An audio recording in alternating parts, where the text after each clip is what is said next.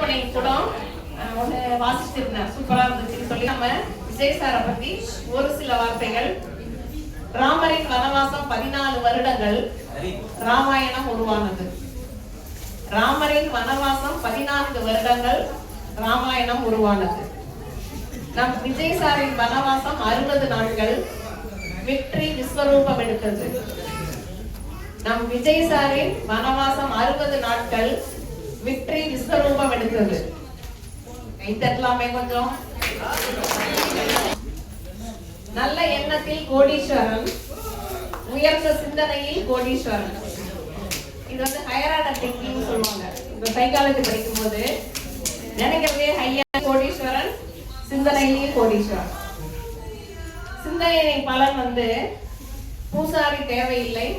இது புரியுதான்னு தெரியல, பாருங்க, கேளுங்க. பூஜைகள் தேவையில்லை, கடவுளை நேரில் வந்து வரம் தந்து விட்டார். யாருக்கு கிடைக்கும் இந்த வாய்ப்பு? எதை பத்தி சொல்ல தெரியுதா?